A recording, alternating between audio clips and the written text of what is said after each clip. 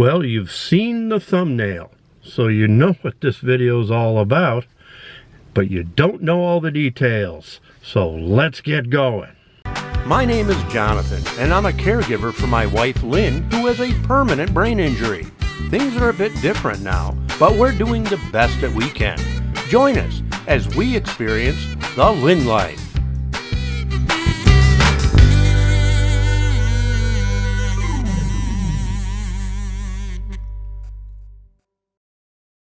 We're heading down the road in the new vehicle. Gonna run some errands this morning, and Justin's with me. And he's gonna get his hair cut while I'm running a few other errands. And then I'm gonna show you this car. I'm gonna show you what we got and why. And maybe later, we're gonna take Lynn for a ride. Well, there she is. I bought a 2024 Jeep Compass Limited. And I'm pretty happy with it so far, although I haven't even had it for 24 hours yet. But I've never had a Jeep, and it's a lot cooler than I thought. And that's kind of what I want to go over today. I'm actually in a parking lot at a shopping center. I just dropped Justin off. He's getting his hair cut, and I'm gonna go over to Ollie's, and because I like to go over there sometimes and pick up a few things, and so I'm gonna do that. And then later, when I get after all this and I get home, I want to talk to you about this cool vehicle. Let me show it to you. Here it is. Let me put this down. Here it is. And it's a pretty cool car. Now, they don't make the Jeep Cherokee anymore, that I discovered. I was originally thinking of getting a Cherokee, but they don't make that. And they make the Grand Cherokee, but no longer make the regular Cherokee. So you either got the Grand Cherokee, they got you go to the Compass, they got what is it, a smaller Jeep there, it's really small, and they have this, and I'm real happy with this. They're putting a lot of emphasis on this vehicle, and has a lot of cool features and a lot of cool Jeep Easter eggs that I really wasn't aware of. And that's kind of what I want to show you. And then later, let's take Lynn for a ride.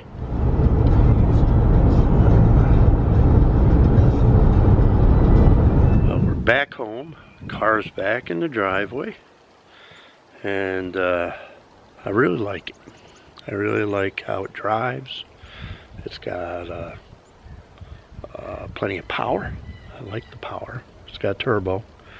The other car had a turbo too, but this seems a lot faster. I like a little get up and go. That's what I like. But I told you I would show you some of the Jeep Easter eggs. Now, if you're already a Jeep owner, this isn't going to be new to you. You already know about all this stuff. And but if you're not, you might be surprised to find out that Jeep is an American icon. I mean, the logo anyways, it's been around since 1941, and they're pretty proud of their history, so they like to show it, like hide it kind of in the car a little bit. So I'm going to show you a couple of these little things.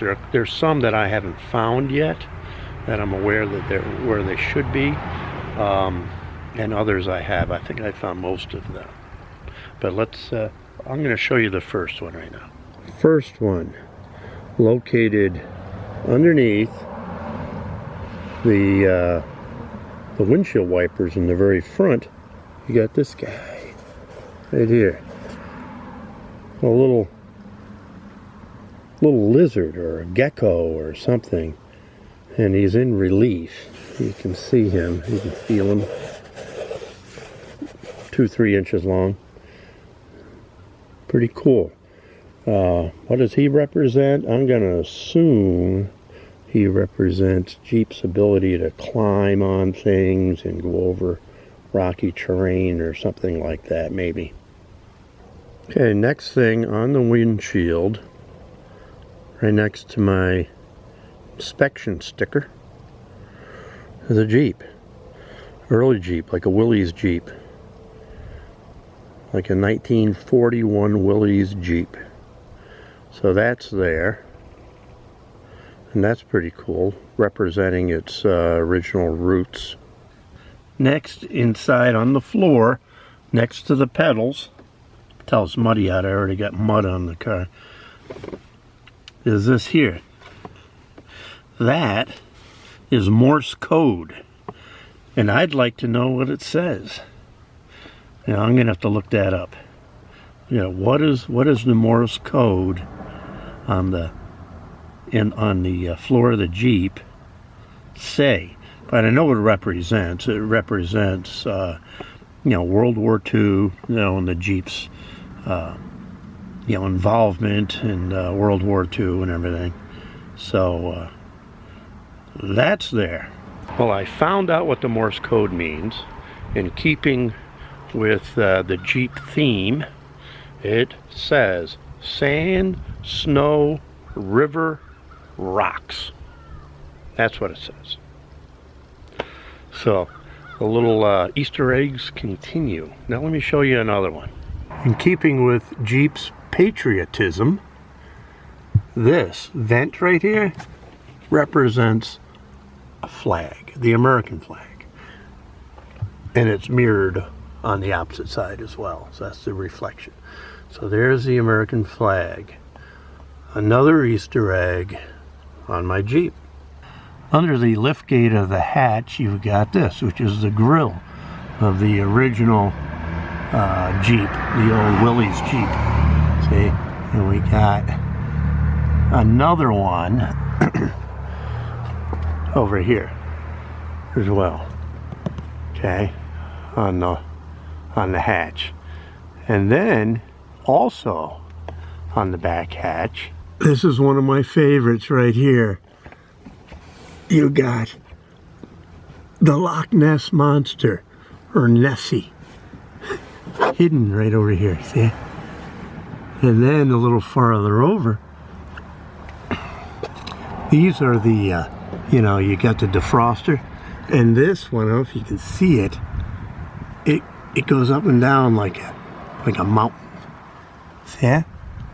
Can you see that? Maybe you can't from my angle, but it goes through. Or is it water? I'm not sure. Is that water or is it mountains? Not sure. Maybe it's water.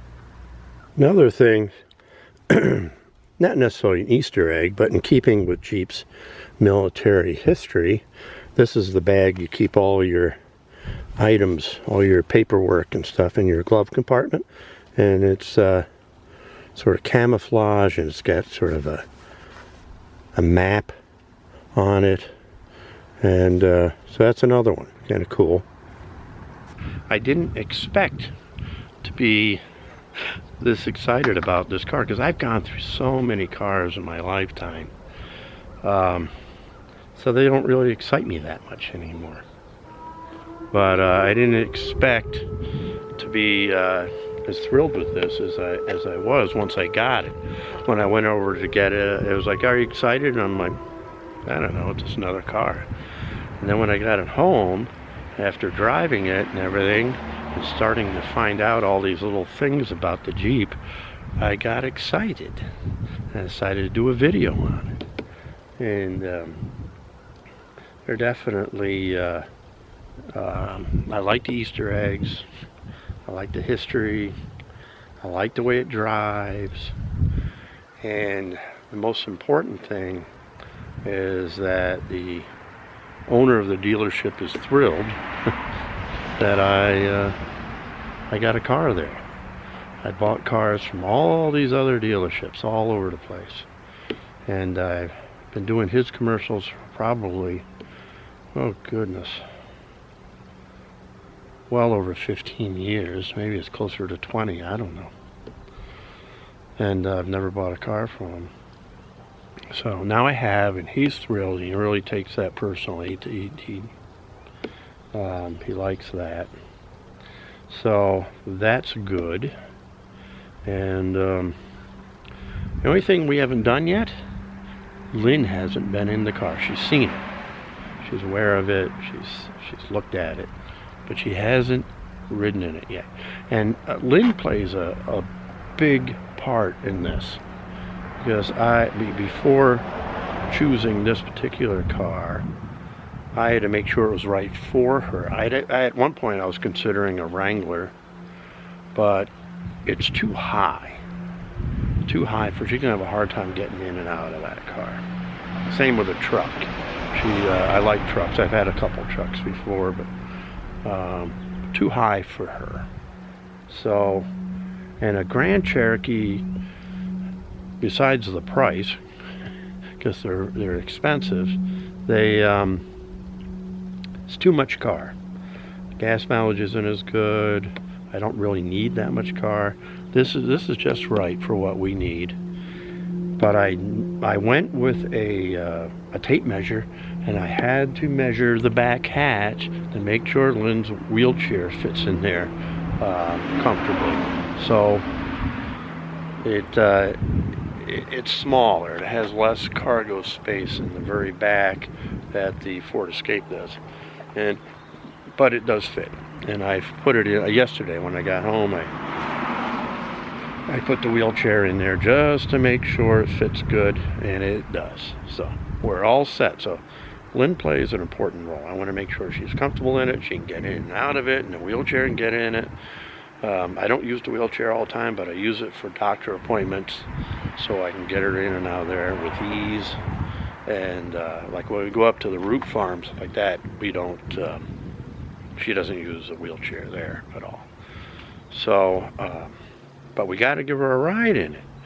So I think we're going to do it this afternoon, either before or after dinner. And I think she'll enjoy it. And there's also plenty of things. There's a big touch screen, and that's the only thing. She's going to be touching that. She sees things. She has to touch them. So there's plenty of things for her to mess around with. Hey, Lenny. Hiya, Johnny. How do you like the new car? I love it. Yeah, it's fun, huh? It's comfortable. Is it? The seat's comfortable? That's important, huh? And your wheelchair fits in the back. I've tried that. I actually had it in there. These are the important things.